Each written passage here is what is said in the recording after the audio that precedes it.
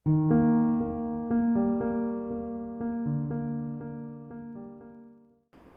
दोस्तों आज हम डिस्कस करने जा रहे हैं numericals on went of factor, problem on went of factor. लेकिन इस क्लास के बाद ये प्रॉब्लम नहीं रहेगी। देखिए, जो अब नॉर्मैलिटी मोलर मास में या कॉलिगेटिव प्रॉपर्टीज में आती थी, it is just because of two reason कि या तो सोल्यूट पार्टिकल एसोसिएट होते हैं या डिसोशिएट होते हैं, and that also depend upon their degree of dissociation association. तो यहाँ पर डिग्री ऑफ डिसोसिएशन एसोसिएशन दोनों के फॉर्म में लिखे हैं और सभी कॉलिगेटिव प्रॉपर्टीज के फॉर्म में लिखे हैं। अब हम बात करते हैं, पहला न्यूमेरिकल लेते हैं अपना 10 gram sodium sulphate dissolve in 100 gram water. Obvious है, जब कोई नॉन वॉलेटाइल सॉल्यूट आप किसी सॉल्वेंट में ऐड करते हैं तो उसका बॉइलिंग पॉइंट इंक्रीज हो जाता है, उसका फ्रीजिंग पॉइंट डिप्रेस हो जाता है, राइट। तो इतना सॉल्यूट हमने 100 ग्राम वाटर में डाला है तो बॉइलिंग पॉइंट तो बढ़ेगा। कितना बढ़ेगा ये देखना हमें पड़ेगा। तो जिस कॉलिगेटिव प्रॉपर्टी से क्वेश्चन बिलोंग करता है उसका आपको डायरेक्ट फॉर्मूला लगाना है, लेकिन पहले आपको आयोटा देखना पड़ेगा। कोई भी सॉल्ट है, अगर ग्रुप फर्स्ट या ग्रुप सेकंड से रिलेटेड कोई भी सॉल्ट है तो वो डिसोशिएट होगा। अगर आपको डिग्री ऑफ डिसोसिएशन गिवन है तो बहुत अच्छा, नहीं गिवन है तो आप 100% अज्यूम करके क्वेश्चन कर दीजिए। लेकिन कब? If the salt belongs to group first और सेकंड। याद रखिएगा कि ग्रुप फर्स्ट और सेकंड से बिलोंग करता है अगर सॉल्ट, तो डिग्री ऑफ डिसोसिएशन आप 100% अज्यूम कर सकते हैं। अगर गिवन नहीं है तो, नहीं गिवन है तो 100 लेके चलिए, और जो गिवन है तो फिर तो वही लेके चलनी पड़ेगी। अब देखिए, डिसोसिएशन है तो फॉर्मूला तो alpha is equal to iota minus 1 upon n minus 1। 100% है अल्फा, यानी 100 अपॉन 100 यानी दैट इज 1। तो when alpha equal to 100% then iota is always equal to n। तो इसमें n आएगा, 2 सोडियम है और 1 सल्फेट है, तो n हो गया हमारा 3, तो iota become 3। 2 sodium ion and 1 sulphate ion. आप इसको ऐसे शो कर सकते हैं कि ये जब डिसोशिएट होगा it will produce 2 sodium ion and 1 sulphate ion, तो n हो गया है हमारा 3। देखिए, कॉलिगेटिव प्रॉपर्टी सीधा सीधा नंबर ऑफ पार्टिकल पर डिपेंड करती हैं। तो सोडियम सल्फेट एक इलेक्ट्रोलाइट है, ये डिसोशिएट हो गया तो नंबर ऑफ आयंस एकदम से ट्रिपल हो गए। कॉलिगेटिव प्रॉपर्टी जितना आप सोचे बैठे थे उससे ट्रिपल होगी। तो delta T B is equal to iota K B into molality. Molality का भी आप फॉर्मूला लगा सकते हैं, इसको थोड़ा ओपन कर लीजिए। तो दिस इज द फाइनल। तो आयोटा आ गया है 3 because we assume the degree of dissociation for group first and second salt assume to be 100%। K B given होगा, no problem, 0.52। W B that is the weight of solute, कितना given है 10 gram. Molar mass of non volatile solute, इसका आप निकाल सकते हैं, that is 46 and 96, तो comes out to be 142। Weight of solvent 100 है इनटू 1000। चलिए, इसको आप सॉल्व कर लेंगे। सॉल्व करके कुछ ना कुछ आएगा, थोड़ा सा अप्रोक्सीमेशन कर ही देते हैं। ये हो गया 100, ये हो गया 52, तो 52 इंटू 3, 3 2 6, 15 अपॉन 142। चलो जी, 1 पॉइंट समथिंग आ गया, लेट इट बी 1.02। ये मैंने अपनी तरफ से एज्यूम कर लिया कि आफ्टर कैलकुलेशन ये इतना आ जाएगा, इतने डिग्री। तो अब देखिए, डेल्टा टीबी क्या है? ये होता है एलिवेशन इन बॉइलिंग पॉइंट, यानी बॉइलिंग पॉइंट इतना एलिवेट हो गया। अरे पहले कितना था भाई? पहले 100 था ना पानी का, अब 100 से इतना एलिवेट हो गया। तो डेल्टा टीबी होता है boiling point elevation, boiling point of solution minus boiling point of solvent. तो बॉइलिंग पॉइंट ऑफ सॉल्यूशन क्या आ जाएगा? सोलवेंट प्लस डेल्टा टीबी, और बॉइलिंग पॉइंट सोलवेंट का 100 है और डेल्टा टीबी कितना निकाला? 1.02, तो ये आ गया 101.02 डिग्री सेल्सियस, क्योंकि boiling point 1.02 degree unit increase हो गया है, बॉइलिंग पॉइंट बढ़ गया है। तो पहले 100 था तो अब 100 से इतना एक्स्ट्रा हो गया, तो after elevation boiling point of the solution become 10, right. तो अगर कोई भी सॉल्ट ग्रुप फर्स्ट या सेकंड से रिलेटेड है तो आप उसकी डिग्री ऑफ डिसोसिएशन 100% एज्यूम करके क्वेश्चन को कर डालेंगे। हाँ, हर बार नहीं, लेकिन कभी कभी देख भी लेना कि क्वेश्चन में डिग्री ऑफ डिसोसिएशन कहीं 90% या 89% तो नहीं दी हुई, तो जो डिग्री ऑफ डिसोसिएशन दी हो वो लेके चले, अगर नहीं दी है तो 100% लेके कर देंगे। और याद रखिए, जब डिग्री ऑफ डिसोसिएशन 100% होती है then iota equal to n। तो n का मतलब कितने आयंस बन रहे हैं। देखिए, क्वेश्चन लेते हैं, क्योंकि कोई भी कॉलिगेटिव प्रॉपर्टी हो वो अल्टीमेटली डिपेंड किस पे करती है? नंबर ऑफ पार्टिकल्स पे। कि डिसोसिएशन या एसोसिएशन के बाद नंबर ऑफ पार्टिकल आखिर हैं कितने। एक क्वेश्चन लेते हैं इस पर जरा हम। सपोज कीजिए 0.1 मोलर एक्वस NaCl सॉल्यूशन है, right, let it be number 1। 0.1 molar calcium chloride aqueous solution, let it be 2। 0.1 molar aqueous solution aluminium chloride, let it be 3, ठीक है, and 0.1 molar aqueous solution urea, right. अब हमें कोई भी salt इस तरह का दिया हो, ग्रुप फर्स्ट सेकंड का, डिग्री ऑफ डिसोसिएशन दिया तो ठीक है, नहीं तो 100% लेके हम क्वेश्चन को कर डालेंगे। तो डिग्री ऑफ डिसोसिएशन जब 100% होती है then iota equal to n, और यहां पर n होगा, एक सोडियम एक क्लोराइड, तो n बिकम 2, यानी आयोटा हो गया 2। यहां पर आयोटा आ गया 3, 1 कैल्शियम 2 क्लोराइड, यहां पर आयोटा आ गया 4, 1 aluminium 3 chloride. But urea is a non electrolytic substance, it is not going to dissociate into ions. तो जहां पर कोई डिसोसिएशन नहीं है तो वहां आयोटा 1 होगा। अब मान लीजिए क्वेश्चन है, arrange the following, arrange the following in the increasing order of boiling point. सबसे ज्यादा बॉइलिंग पॉइंट किसका होगा, सबसे कम किसका होगा, अरेंज कर दीजिए। तो देखिए सबसे ज्यादा जो बॉइलिंग पॉइंट बढ़ेगा वो उसका बढ़ेगा जिसका आयोटा ज्यादा होगा। क्यों? क्योंकि एक्वस सॉल्यूशन में है तो KF या KB सबका सेम होगा, मोलारिटी सबकी सेम है, नो प्रॉब्लम। बच के बात आ जाती है केवल आयोटा पर। तो जिसका आयोटा सबसे कम है उसका बॉइलिंग पॉइंट सबसे कम इंक्रीज होगा। तो मैं बॉइलिंग पॉइंट ऑफ सॉल्यूशन की बात कर रहा हूं। बॉइलिंग पॉइंट सॉल्यूशन सबसे कम होगा 4th का, क्योंकि इसमें आयोटा 1 है। उसके बाद बॉइलिंग पॉइंट थोड़ा बढ़ जाएगा क्योंकि यहाँ नंबर ऑफ पार्टिकल 2 हो गए हैं, तो कोलिगेटिव प्रॉपर्टी बढ़ गई। फिर सेकंड, फिर थर्ड। सबसे ज्यादा बॉइलिंग पॉइंट इसका होगा क्योंकि इसमें नंबर ऑफ पार्टिकल सबसे ज्यादा हो गए। लेकिन अगर मैं फ्रीजिंग पॉइंट की बात करूं तो फ्रीजिंग पॉइंट होता है डिप्रेशन इन फ्रीजिंग पॉइंट। सबसे ज्यादा डिप्रेस किसका हुआ भाई? तो फ्रीजिंग पॉइंट, वो भी सॉल्यूशन का, तो फ्रीजिंग पॉइंट सबसे लोवेस्ट हो जाएगा इसका, तो क्योंकि इसका आयोटा सबसे ज्यादा है, इसका डेल्टा TF सबसे ज्यादा होगा। डेल्टा TF का मतलब है इसका फ्रीजिंग पॉइंट सबसे ज्यादा डिप्रेस हो गया है, यानी मिनिमम हो गया है। तो सबसे ज्यादा मिनिमम किसका है? थर्ड का। थर्ड से मिनिमम हो जाएगा फिर 2 का, उससे मिनिमम 1 का, और सबसे ज्यादा अगर फ्रीजिंग पॉइंट हमें दिखाई देगा तो इसका होगा। सबसे लोवेस्ट इसका, क्योंकि डिप्रेस सबसे ज्यादा हुआ है।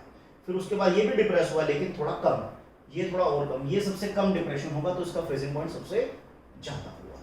अगर मैं ऑस्मोटिक प्रेशर की बात करूं सॉल्यूशन की, तो ऑस्मोटिक प्रेशर भी समवेयर डिपेंड अपॉन आयोटा, और आयोटा कहीं ना कहीं n पर डिपेंड कर रहा है क्योंकि कंसंट्रेशन सब में सेम है।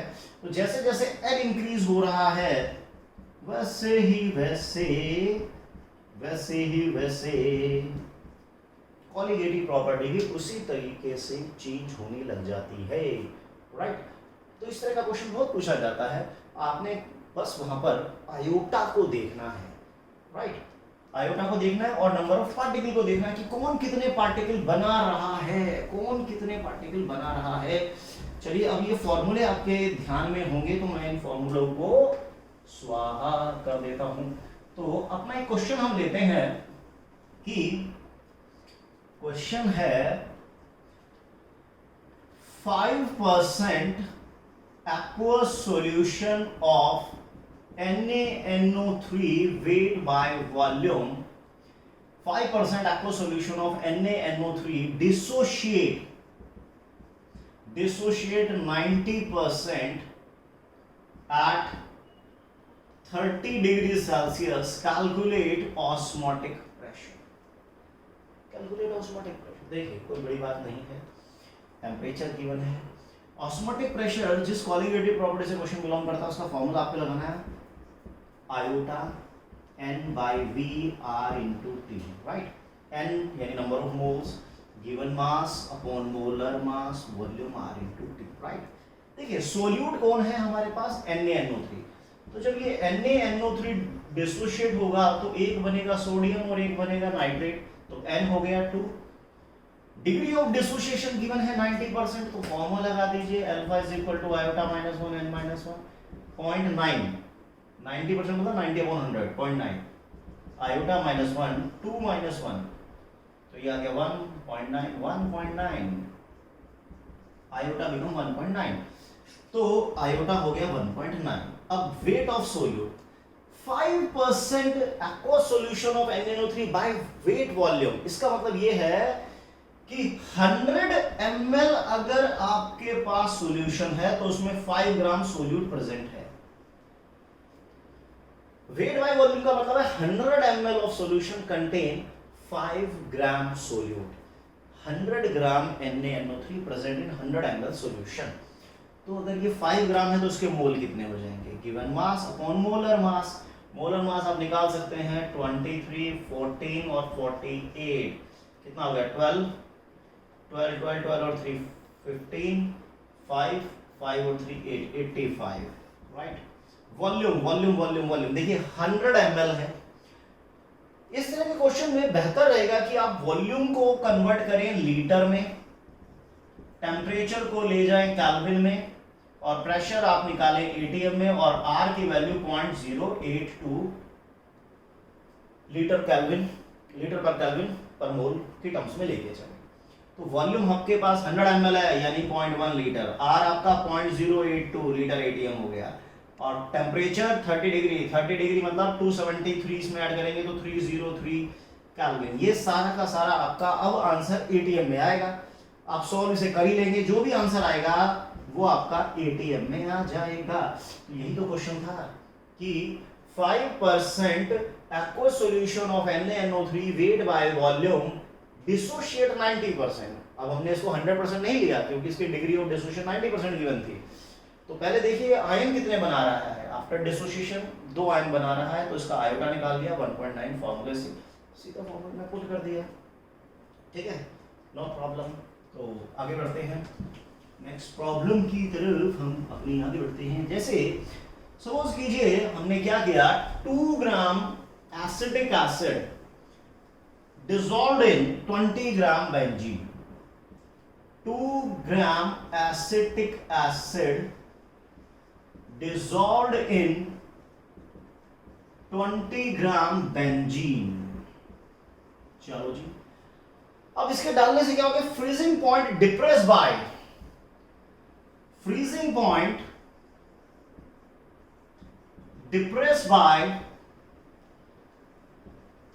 1.2 degree, right. KF let it be 5.12 kelvin kg पर मोल। इसकी टेंशन ना लें, ये गिवन होता है। Calculate degree of dimerisation. देखिए इस बार क्वेश्चन में कहा गया है कि वो कितने परसेंट डाइमराइज हो रहा है। डाइमर बना रहा है यानी 2 मॉलिक्यूल मिलकर एक मॉलिक्यूल बना रहे हैं, लेकिन कितने परसेंट वो डाइमराइज हुआ, 50, 60, 70, वो आपको कैलकुलेट करना है। देखिए क्वेश्चन जिस कॉलिगेटिव प्रॉपर्टी से बिलोंग करता है दोस्तों, उसका पहले डायरेक्ट फॉर्मूला लगा दीजिए, delta TF is equal to iota KF into molarity, right. तो आयोटा KF मोलारिटी यानी WB MB WA इनटू 1000, ये हमारा कंप्लीट फॉर्मूला। जो भी गिवन है पुट कर दीजिए। तो ऑब्वियस है कि freezing point depressed by 1.2 degree, यानी पहले फ्रीजिंग पॉइंट कितना था पानी का, 0 होता है भाई। पहले फ्रीजिंग पॉइंट 0 था, लेकिन अब 0 से भी कम हो गया, यानी कि -1.2 डिग्री हो गया। पहले 0 था, अब इतना हो गया। तो चेंज कितना आया, हमेशा बड़े में से छोटा माइनस कर देंगे, तो 1.2 डिग्री। तो डेल्टा TF 1.2, आयोटा निकालना है, KF 5.12, W molar mass, wait of solvent into में 1000। तो यहां से आप आयोटा निकाल पाएंगे। चलो कुछ ना कुछ आएगा, सॉल्व करके मैं अपनी तरफ से लिख देता हूं ताकि टाइम ना वेस्ट हो हमारा। लेट इट बी 0.85, क्योंकि ये एसोसिएशन है, और एसोसिएशन में iota is always less than 1, dissociation में ग्रेटर देन 1। यहां आप सॉल्व कर लीजिएगा, आपका कुछ और वैल्यू आ सकती है, टाइम बचाने के लिए मैंने अपनी तरफ से लिख दी है। तो आयोटा आ गया इतना, तो alpha is equal to iota -1 upon n-1। Iota कितना है, ओ सॉरी ये मैंने डिसोसिएशन का लिख दिया, बहुत ही बड़ी गलती हो गई है मालिक। 1 minus iota 1 minus 1 by n, तो 1 माइनस 0.85 अपॉन 1 माइनस 1/2, क्योंकि वो डाइमर बना रहा है, 2 मॉलिक्यूल मिलकर एक हो रहे हैं। ऊपर आ गया 0.15, फिर इनटू 2 तो 0.3। तो डिग्री ऑफ डिसोसिएशन आ गई आपकी 30%, यानी कि एसिटिक एसिड 30% एसोसिएट हो गया। 70% पार्टिकल तो एज इट इज रहे, लेकिन जो 30% पार्टिकल थे वो डाइमर बनाने में बिजी हो गए थे, वो डाइमर बना रहे थे। अभी हम इस पर और न्यूमेरिकल इसी तरह की प्रॉब्लम कुछ अच्छे लेवल की डिस्कस करते हैं। नई प्रॉब्लम देखिए, सल्फर को डिसॉल्व किया गया है 100 ग्राम नेफ्थलीन में and freezing point depress by this much, यानी कि नेफ्थलीन का पहले फ्रीजिंग पॉइंट अगर x रहा होगा बिफोर एडिशन ऑफ सल्फर, तो सल्फर ऐड करने के बाद फ्रीजिंग पॉइंट 0.68 यूनिट कम हो गया है, यानी कि इतना कम हो गया है। तो फ्रीजिंग पॉइंट का डिप्रेशन हमेशा बड़े में से छोटा माइनस कर दीजिए, 0.68 आ गया। तो depression in freezing point that is Kf into molality. अब देखो, जो नॉन इलेक्ट्रोलाइट टाइप है वहां पर आयोटा 1 होता है। जो नॉन इलेक्ट्रोलाइट टाइप का पार्टिकल होता है, नॉन इलेक्ट्रोलाइट का आयोटा 1 होगा, तो इनटू मोलालिटी, तो आयोटा 1 ले लेते हैं। Kf molality, weight of solute, molar mass of solute, wait of solvent into 1000। So delta Tf कितना है? Delta Tf is 0.68, Kf of benzene 6.8, weight of solute 2.56, molar mass हमें calculate करना है। Calculate formula of sulphur. अरे sulphur का formula तो हम तभी निकाल पाएंगे जब हमें पता होगा कि इसके एक मॉलिक्यूल में 2, 3, 4 कितने पार्टिकल है। नहीं पता तो x मान लेते हैं। तो पहले इसका मोलर मास निकालते हैं, और wait of solvent is 100 into 1000। तो यहां से हम कहीं ना कहीं मोलर मास निकालते हैं। Let it comes out to be 256 gram पर मोल, यानी एक मोल का मास 256 है। हमें तो मोलर मास बताना है, इसका मोलर मास हमने निकाल लिया। अब हमें मॉलिक्यूलर फॉर्मूला भी बताना है। अब देखिए, एक मोल का फॉर्मूला S इंटू एक्स। अब इसका एक मोल का एटॉमिक वेट होता है 32, तो 32 इंटू एक्स 32x, और ये किसके बराबर है? 256। तो x is equal to 256 upon 32 comes out to be 8। तो फॉर्मूला बन जाएगा S8। फॉर्मूला आ गया S8। सल्फर यानी ऑक्टा एटॉमिक फॉर्म में यहां पर प्रेजेंट है। कुछ क्वेश्चन में सल्फर हो सकता है, कहीं कहीं सेलेनियम भी दे दिया जाता है, बट कोई बात नहीं है। देखो, सल्फर को आपने जब नेफ्थलीन में डाला तो freezing point depress by this much, यानी क्वेश्चन डिप्रेशन फ्रीजिंग पॉइंट से बिलोंग करता था। जिस कॉलिगेटिव प्रॉपर्टी से क्वेश्चन बिलोंग करता है उसका डायरेक्ट फॉर्मूला आपने लगा देना है। लगा दिया, जो भी वैल्यूज गिवन है वो सारी सब्स्टिट्यूट कर दी, मोलर मास निकल गया। मोलर मास किसका निकाला है? इसका निकाला है। मोलर मास एक मोल का मास होता है, इसके एक मोल का मास। अब हमने इसका फॉर्मूला मान लिया Sx, तो उसके एक मोल का फॉर्मूला Sx है, तो इसके एक मोल एटम का मास 32, तो x एटम का इतना 256 के इक्वल रख दिया, तो x इज इक्वल टू 8। अभी हम और प्रॉब्लम लेते हैं। तो प्रॉब्लम है हमारी, a tube of uniform cross sectional area 1 centimeter square is closed at one end with semi permeable membrane. A solution of 5 gram per 100 ml is placed inside the tube. देखिए, कोई tube हमने ली है जिसका one and semi permeable membrane से cover किया गया है, और इसमें हमने एक सॉल्यूशन फिल कर दिया है, और वो सॉल्यूशन है 5 ग्राम ग्लूकोज पर 100 ml is placed inside the tube and is dipped in pure water. यहां पर एक सॉल्यूशन है, और ये सॉल्यूशन है 5 gram glucose in 100 gram water. इस टाइप का एक सॉल्यूशन है, और इसको हमने प्योर वाटर में रख दिया है।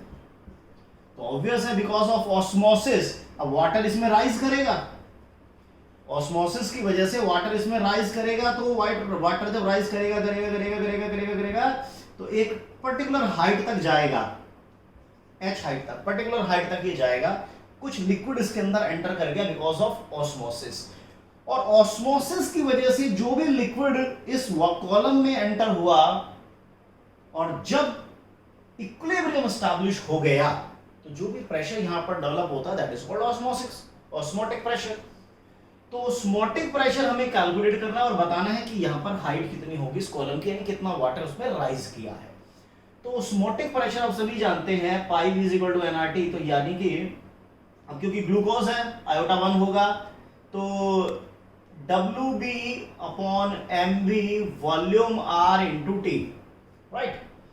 सो वेट ऑफ सोल्यूट, देखिए 5 ग्राम ग्लूकोज 100 ग्राम वाटर में है, तो ग्लूकोज का वेट हो गया 5 ग्राम, मोलर मास हो गया 180, वॉल्यूम वॉल्यूम वॉल्यूम वॉल्यूम। देखिए अब यहां पर वॉल्यूम है सॉल्यूशन की, वॉल्यूम इज नॉट प्रोवाइडेड, ठीक है। तो वैसे सॉल्यूशन बहुत डाइल्यूट है, अगर हम यहाँ पर सोलवेंट को ही सॉल्यूशन की वॉल्यूम ले लें तो कोई ज़्यादा फर्क पड़ेगा नहीं, कोई खास अंतर नहीं आएगा। तो मैं इस जो सॉल्वेंट है 100 ग्राम है, 100 ग्राम सॉल्वेंट को ही 100 ग्राम सॉल्यूशन की फॉर्म में अगर मैं इसको एज्यूम कर लूँ तो कोई खास फर्क पड़ेगा नहीं, बिकॉज सॉल्यूशन डाइल्यूट है। तो इस वेट को अगर मैं वॉल्यूम में ले जाता हूं तो ये 100 ml होगा, और 100 ml का मतलब 0.1 लीटर होगा। 100 ml मींस 0.1 लीटर, और R होगा हमारा 0.82 लीटर पर एटीएम, और टेम्परेचर 27 डिग्री, तो 273 का मतलब हो गया है 300 केल्विन। तो ये आपका आंसर कहीं ना कहीं एटीएम में आएगा, ये आंसर आपका कहीं ना कहीं एटीएम में आएगा, जितने मर्जी एटीएम में ये आ जाए, ठीक है। चलिए कुछ ना कुछ एटीएम में ये आएगा, समथिंग समथिंग एटीएम, कोई वैल्यू अज्यूम कर लेते हैं या फिर थोड़ा राउंड ऑफ करके कर ही लेते हैं। चलो 100 से इनटू कर देते हैं, ये ऊपर जाएगा 3000, 1000 से हट गया 82 रह गया, तो 5 इंटू 82 इंटू 3 अपॉन 180 उड़ा देते हैं 60, उड़ा देते हैं 12, तो 6 point something something 6 point something something आएगा।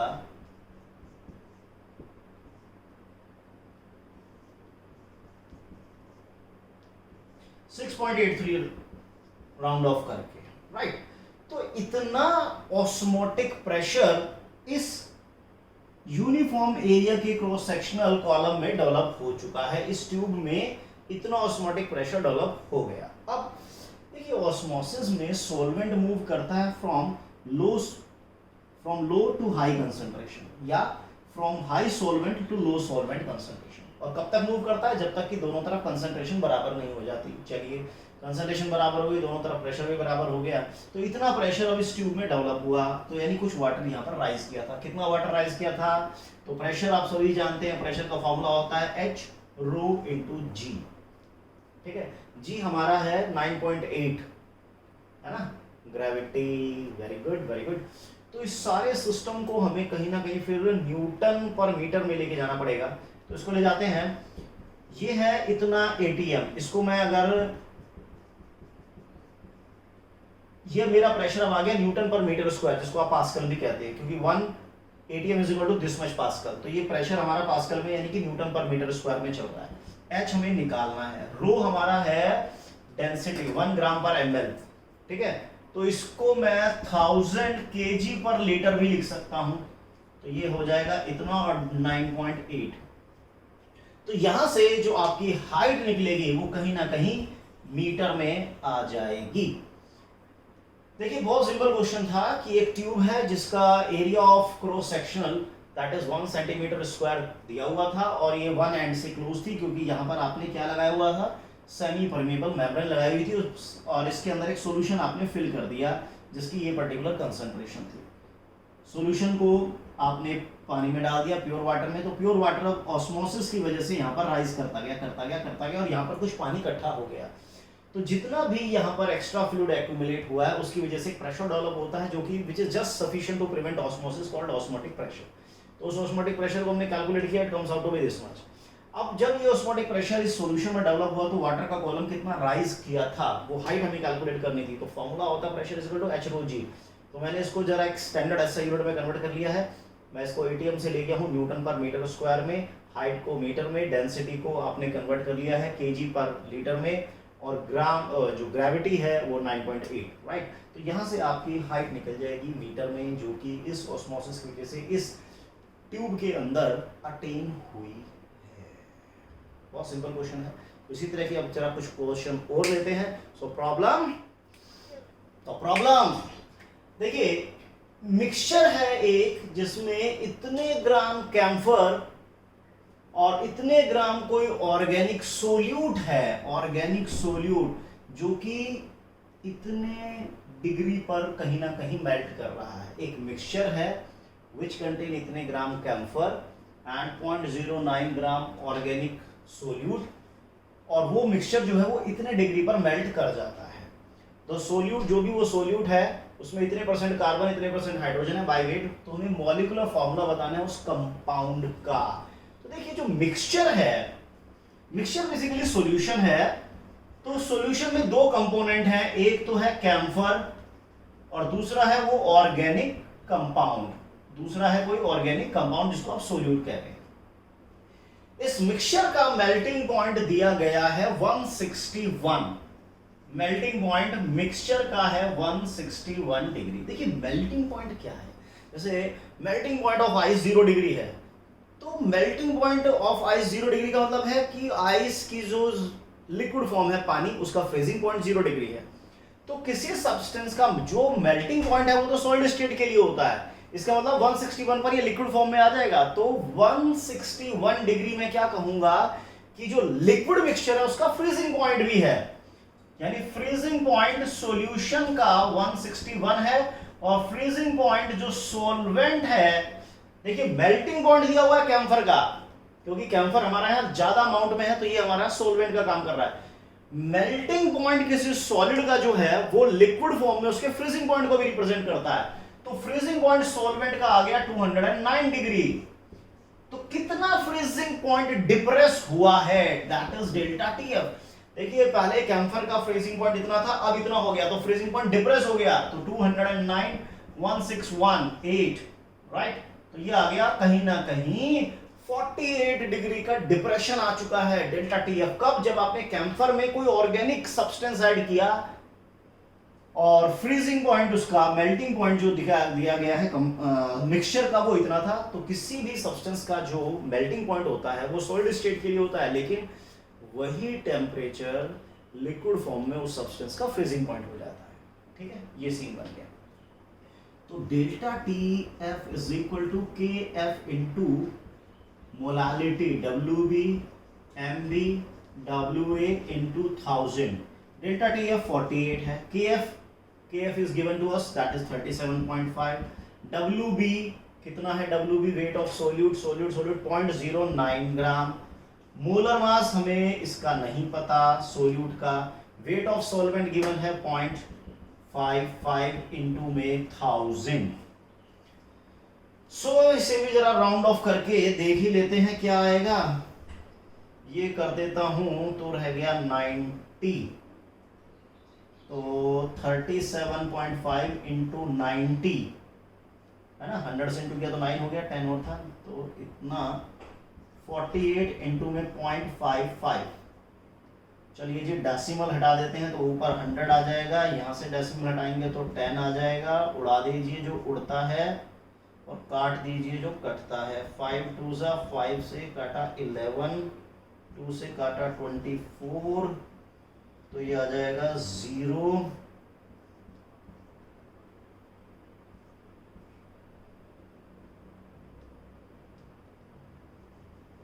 कहीं ना कहीं ये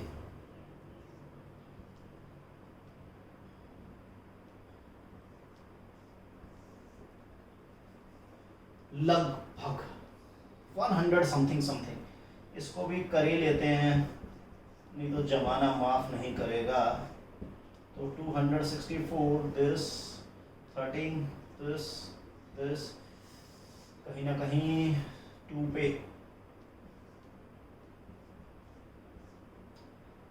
7 0 2, तो कहीं ना कहीं 10 तकरीबन 8 है ना, अप्रोक्सीमेट मैंने कंसीडर कर लिया कि मोलर मास हमारा उस सब्सटेंस का जो हमने कैम्फर में जो ऑर्गेनिक सब्सटेंस डाला उसका मोलर मास ये है। हमें तो मॉलिक्यूलर फार्मूला बताना है, इतना हमें पता है कि उसके अंदर कार्बन और हाइड्रोजन है। देखिए क्वेश्चन बहुत सिंपल है, एक सॉल्यूशन है हमारे पास जिसमें सोलवेंट है कैम्फर और सोल्यूट है कोई ऑर्गेनिक सब्सटेंस, जो हमें नहीं पता कौन है वो ऑर्गेनिक सब्सटेंस, लेकिन उस सॉल्यूशन का जो मेल्टिंग पॉइंट है वो ये है। और मैंने बताया कि मेल्टिंग पॉइंट तो सॉलिड स्टेट के लिए होता है, तो इतने टेम्परेचर पर जब वो सॉलिड से लिक्विड में जाएगा तो वो उस लिक्विड का फ्रीजिंग पॉइंट भी है, तो ये फ्रीजिंग पॉइंट ऑफ सॉल्यूशन बन गया। इसी तरह फ्रीजिंग मेल्टिंग पॉइंट कैम्फर का दिया हुआ था सॉलिड स्टेट में, तो ये फ्रीजिंग पॉइंट कैम्फर का आ गया उसके लिक्विड स्टेट में। तो हमने देखा कितना फ्रीजिंग पॉइंट डिप्रेस हुआ, वो 48 हुआ। तो डिप्रेशन फ्रीजिंग पॉइंट का फॉर्मूला लगाया, मोलर मास हमने कैलकुलेट कर डाला। अब मोलर मास हमारे पास है और हमें तो फॉर्मूला बताना है, तो नो प्रॉब्लम, जो हम 11th में करते आए हैं वही तो करना है हमें। कौन कौन से एलिमेंट दिए गए हैं कंपाउंड के अंदर? 2 एलिमेंट हैं, कार्बन और हाइड्रोजन। कार्बन कितने परसेंट दिया हुआ है? 93.75 और हाइड्रोजन है 6.25। ओके सर, दोनों मिलाकर 100 आ रहे हैं। मोल निकाल लेते हैं, मोल होगा गिवन मास अपॉन मोलर मास, गिवन मास मोलर मास, तो ऑब्वियसली ये तो 6.25 ही आएगा, बट ये कितना आएगा? अरे यार फिर इसको डिवाइड करना बहुत बड़ी आफत हो रही है।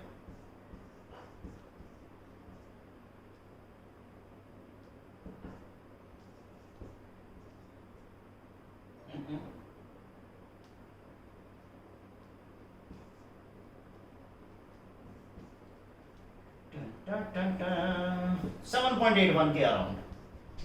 अब इनमें से जो छोटा है उससे डिवाइड कर दीजिए to get it simplest form. Simplest number calculate करने के लिए जो छोटा उससे डिवाइड कर दिए 1 आएगा, ये कहीं ना कहीं 21.25 राउंड ऑफ करके। तो इसका मतलब है कार्बन के अगर इतने एटम हैं तो दोस्तों हाइड्रोजन का 1 है, यानी कार्बन, अब मैं 4 से इंटू कर दूं तो कार्बन के 5 तो हाइड्रोजन के 4 आ रहे हैं। ये है हमारा सिंपलेस्ट यानी इंपेरिकल फॉर्मूला। तो इंपेरिकल फॉर्मूले से इंपेरिकल मास निकाल लेते हैं। 12 5 60 है ना, 60 और 4 64 आ गया। तो आप देख सकते हैं कहीं ना कहीं एग्जैक्टली डबल आ रहा है। तो n हो गया मोलिकुलर फॉर्मूला या मोलर मास अपॉन इंपेरिकल मास, तो 128 अपॉन 64 कम से आ गया, कट आउट हो गया 2। तो फॉर्मूला बन गया मोलिकुलर फॉर्मूला C10H8। C10H8, देखो ये तो 11th का पोर्शन था, आपने डेल्टा TF कैलकुलेट करके मोलर मास कैलकुलेट किया। हमें ये कंपोजिशन गिवन थी कि जो भी वो ऑर्गेनिक कंपाउंड है उसमें इतने परसेंट कार्बन इतने परसेंट हाइड्रोजन है, तो हमने यहाँ से उसके मोल निकाले, सिंपलेस्ट मोल निकाले और सिंपलेस्ट कर दिया। तो कार्बन का अगर इतने हैं तो हाइड्रोजन का इतना, तो मैंने 4 से इंटू किया होल नंबर में कन्वर्ट करने के लिए। तो ये मेरा इंपेरिकल फार्मूला बना, इंपेरिकल फार्मूला से इंपेरिकल मास आ गया 12 5 60 और 4 64। तो मोलिकुलर फार्मूला क्या होता है? Actual formula. लेकिन इंपेरिकल फार्मूला क्या होता है? Simplest formula. आपको देखना है ये कितनी बार रिपीट होगा कि 128 आ जाए, तो वैसे 2 टाइम रिपीट होगा तभी 128 आएगा। तो इसका मतलब इंपेरिकल यूनिट 2 टाइम रिपीट होगी तो मॉलिक्यूलर यूनिट आ जाएगी। तो this comes out to be the molecular formula. ऐसी ही और प्रॉब्लम हम डिस्कस करते हैं। तो नेक्स्ट प्रॉब्लम हमारी, boiling point of an aqueous solution is this much. Aqueous solution का बॉइलिंग पॉइंट है 100.1, यानी कि पहले क्योंकि एक्वस है तो पानी रहा होगा और उसमें कोई नॉन वोलेटाइल सॉल्यूट डालने का बॉइलिंग पॉइंट बढ़ गया। कितना बढ़ गया? पहले 100 था, अब 100.1। तो बॉइलिंग पॉइंट में जो एलिवेशन आया है वो 0.1 डिग्री का आ गया। What is it's freezing point? हमें उस सॉल्यूशन का फ्रीजिंग पॉइंट बताना है। गिवन है latent heat of fusion and vaporization of water इतना एंड इतना रिस्पेक्टिवली, नो प्रॉब्लम। देखिए डेल्टा टीबी, अब इसमें कोई पता नहीं चल रहा कि इलेक्ट्रोलाइट है कौन है, तो आयोटा का कोई अता पता नहीं है, कोई भी हिंट नहीं मिल रहा। तो ऐसे में आयोटा को 1 लेना है, तो Kb into molality and delta TF is equal to KF into molality. अब जो भी वो सॉल्यूशन है उसकी कंसंट्रेशन तो दोनों में सेम ही रहेगी ना, चाहे आप फ्रीजिंग पॉइंट निकालें या बॉइलिंग पॉइंट निकालें, राइट। तो चलिए जी, अगर मैं इनका रेशियो ले लेता हूं तो that comes out to be Kb upon KF। Kb का फॉर्मूला होता है RT², है ना, RT² upon 1000 into latent heat. क्योंकि बॉइलिंग में आप लिक्विड से वेपर में जा रहे हैं तो कहीं ना कहीं लेटेंट हीट ऑफ वेपराइजेशन चलता है, और फ्यूजन में कहीं ना कहीं आप सॉलिड से लिक्विड में जा रहे हैं, तो सॉलिड से लिक्विड में जा रहे हैं तो कहीं ना कहीं फ्यूजन चलता है ना। तो KF का फॉर्मूला था RT², लेकिन टेम्परेचर में थोड़ा डिफरेंस रहेगा, मैं बता देता हूं, अभी उसी टेम्परेचर पे आ जाते हैं। RT² 1000 इंटू यहां पर लेटेंट हीट ऑफ फ्यूजन आ जाएगा। यहां पर हम फ्रीजिंग पॉइंट लेंगे तो यहां पर हम बॉइलिंग पॉइंट लेंगे, राइट। जो उड़ता उड़ा देते हैं, 1000 से 1000 को उड़ा देते हैं, आर से आर को उड़ा देते हैं। तो डेल्टा टीवी हम पहले ही कैलकुलेट कर चुके हैं 0.1। डेल्टा टीएफ हम निकालने जा रहे हैं। बॉइलिंग पॉइंट पानी का कितना होता है 100 डिग्री यानी कि 373। तो 373 इंटू 373 है ना। लेटेंट हीट ऑफ फ्यूजन की हमें गिवन है 540 अपॉन में। लेटेंट हीट ऑफ वेपराइजेशन की हमें, अरे नहीं बाबा, फ्यूजन की गिवन है 80, फ्यूजन की 80 है और वेपराइजेशन की 540 है। और बॉइलिंग पॉइंट नीचे आ गया, फ्रीजिंग पॉइंट ऊपर बॉइलिंग पॉइंट आ चुका है। फ्रीजिंग पॉइंट 0 डिग्री यानी 273। तो 273 इंटू 273, ठीक है। इसको आप सॉल्व करेंगे। इसको सॉल्व करने के बाद आपका फ्रीजिंग पॉइंट आ जाएगा। तो फ्रीजिंग पॉइंट कहीं ना कहीं 273 इंटू 540 को मैं 0.1 से इंटू करूंगा तो 54 हो गया है ये। तो 373 इंटू 80, तो ये काफी कम आएगा, काफी वैल्यू इसकी डाउन आएगी। मैं अपनी तरफ से लिख देता हूँ, एज्यूम करके चलिए 0.05 डिग्री सेल्सियस इतनी आ गई, ऐसा मैं मान लेता हूँ, ठीक है। हमें बताना है फ्रीजिंग पॉइंट ऑफ सॉल्यूशन। अरे भाई, पानी का फ्रीजिंग पॉइंट पहले तो 0 था ना, अब 0 से इतना कम हो गया, तो फ्रीजिंग पॉइंट ऑफ सॉल्यूशन कितना आ गया -0.05 degree Celsius. This is the freezing point of solution. देखिए बहुत सिंपल क्वेश्चन है कि बॉइलिंग पॉइंट किसी एक्वस सॉल्यूशन का इतना है, पहले पानी का 100 था, अब इतना हो गया है, तो इसका मतलब बॉइलिंग पॉइंट इतने डिग्री एलिवेट हो गया है। हमें बताना है फ्रीजिंग पॉइंट डिप्रेस होकर कितना आया होगा उसी सॉल्यूशन का। अगर हमें लेटेंट और हीट ऑफ फ्यूजन और वेपराइजेशन वाटर की दोनों की गिवन है तो नो प्रॉब्लम। तो हमने फॉर्मूला लगाया delta TB is equal to this, delta TF is equal to this. Molarity से मोलारिटी उड़ा दिया हमने। केबी हमारा ebullioscopic constant in terms of latent heat of vaporization होता है RT square upon 1000 into latent heat of vaporization. इसी तरह KF की वैल्यू होती है RT square upon 1000 into latent heat of fusion. तो जो भी उड़ता है वो हमने उड़ा दिया, उसके बाद तो जस्ट हमने वैल्यू सब्स्टिट्यूशन की एंड दस वी गेट द आंसर। तो आपने ये देखना है कि क्या क्या डेटा आपको गिवन है, कौन सा फॉर्मूला आप लगाएं जिससे कि आप आंसर के बहुत ज्यादा क्लोज पहुंच पाएं। ऐसी और प्रॉब्लम लेते हैं भैया। तो प्रॉब्लम आ गई, calculate osmotic pressure of 0.3 normal sodium phosphate aqueous solution at this temperature. इस टेम्परेचर पर इस एक्वस सॉल्यूशन में कितना ऑस्मोटिक प्रेशर डेवलप होगा। देखो ऑस्मोटिक प्रेशर कब डेवलप होता है, सपोज कीजिए कि कंटेनर आपने लिया और यहां पर एक सेमी परमिएबल मेम्ब्रेन आपने सेट कर दी है, इधर प्योर वाटर है और इधर ये सॉल्यूशन है। तो पानी मूव करने लगेगा from high solvent to low solvent concentration through a semi permeable membrane till both the solution acquires same level of concentration, same level of pressure। तो जब यहाँ पर पानी एंटर करता जाएगा तो यहाँ पर धीरे धीरे ऑस्मोटिक प्रेशर डेवलप होगा, ठीक है। तो ऑस्मोटिक प्रेशर क्या होता है, that is iota CRT। Iota concentration मतलब N/VR into T। अब आयोटा कितना होगा, अब देखिए मैंने बताया पहले ही कि ग्रुप फर्स्ट या सेकंड का कोई भी सॉल्ट है, अगर उसकी डिग्री ऑफ डिसोसिएशन नहीं गिवन है तो आप 100% एज्यूम करके क्वेश्चन को करेंगे। और अगर डिग्री ऑफ डिसोसिएशन 100% है तो आयोटा इक्वल टू n, यानी आयोटा हो गया कितना 4, 3 सोडियम 1 फॉस्फेट, तो आयोटा बिकम 4, राइट। अब हमें कंसेंट्रेशन चाहिए और कंसेंट्रेशन होती है मोलारिटी, लेकिन दी गई है नॉर्मलिटी।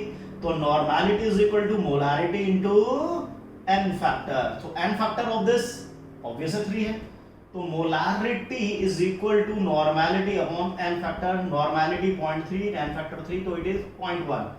तो आयोटा आ गया 4, कंसंट्रेशन 0.1, R 0.082, टेम्परेचर इतना, ये सब मल्टीप्लाई करके आप आंसर किस में ले आएंगे, ATM में ले आएंगे। चलो 100 से इंटू करता हूं तो ये 8.2 इंटू 3 होगा, है ना। 8.2 इंटू 3 ये हो जाएगा 0.12, यानी 1.2, 8.2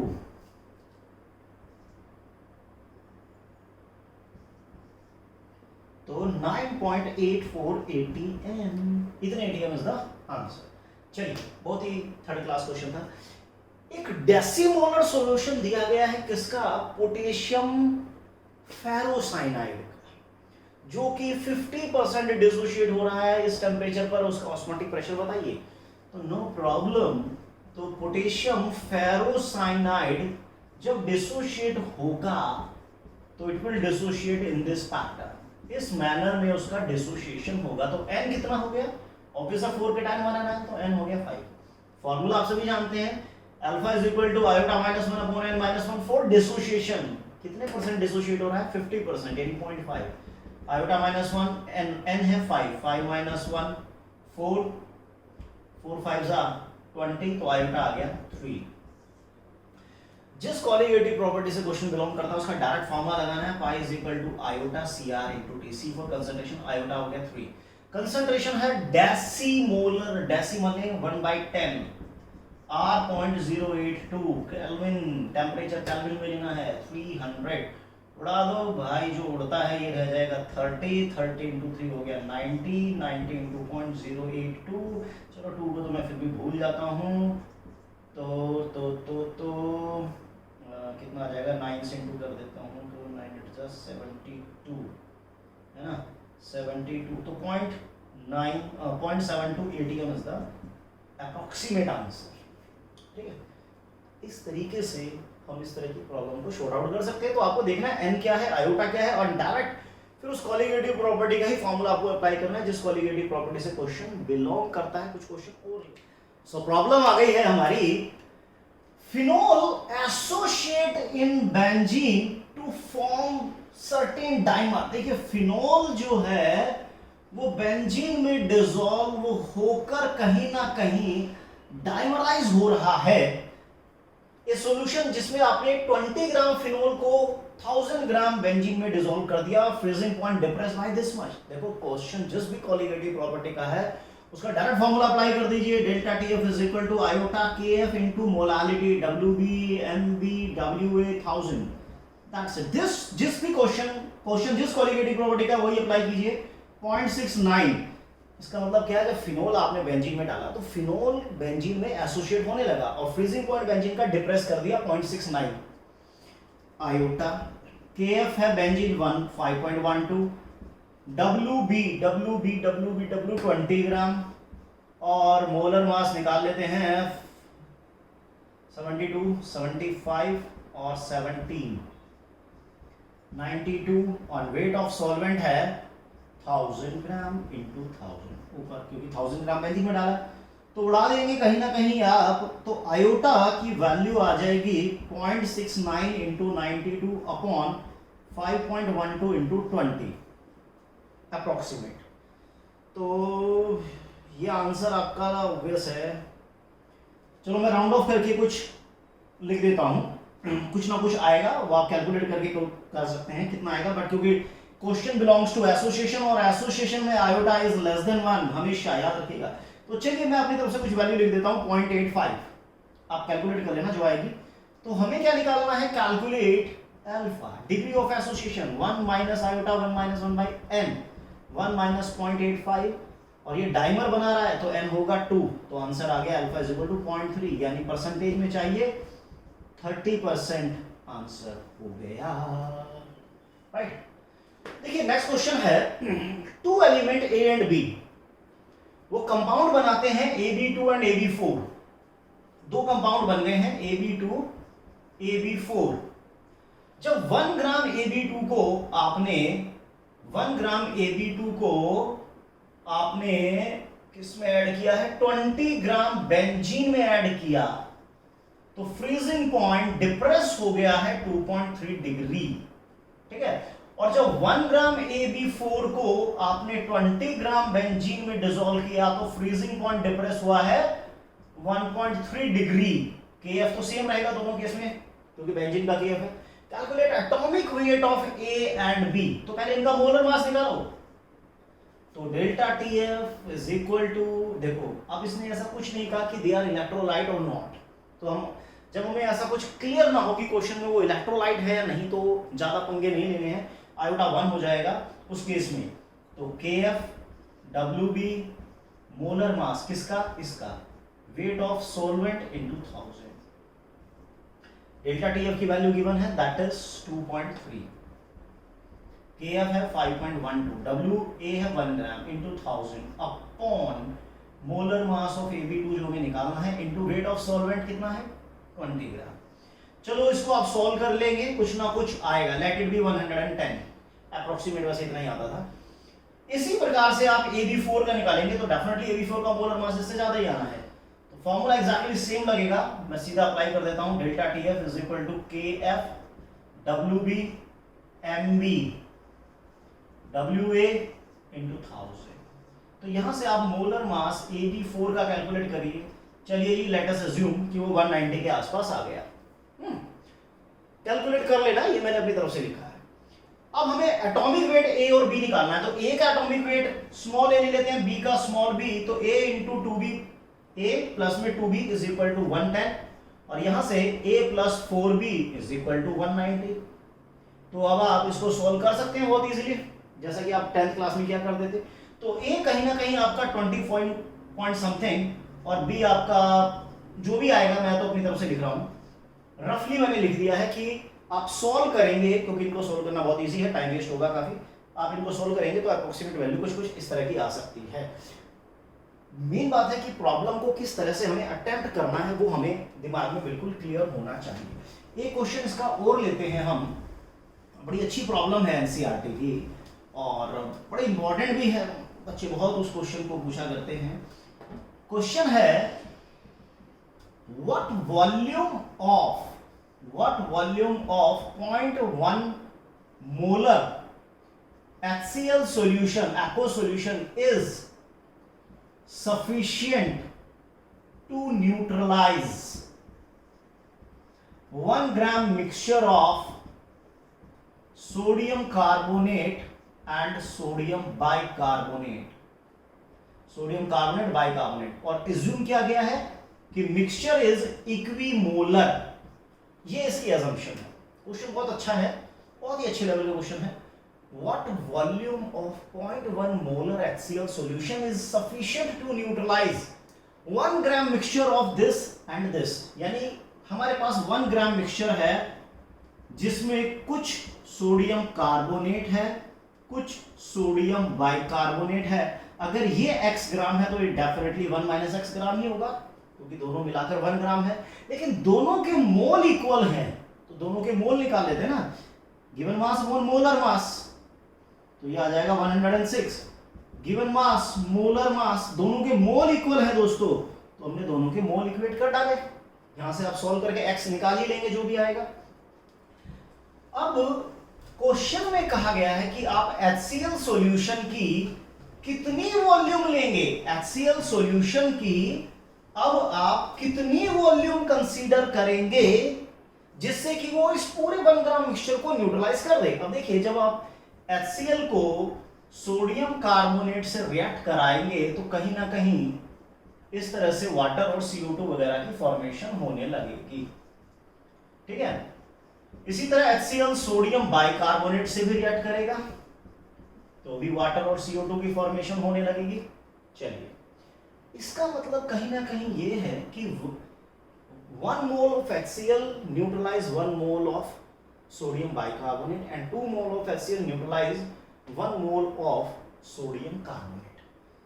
यानी HCl का 1 मोल इसके 1 को न्यूट्रलाइज करता है, 2 मोल इसके 1 मोल को न्यूट्रलाइज करता है, तो कहीं ना कहीं इसके 3 मोल, HCl के कहीं ना कहीं 3 मोल इन दोनों के मिलाकर 2 मोल को न्यूट्रलाइज कर रहा है ना।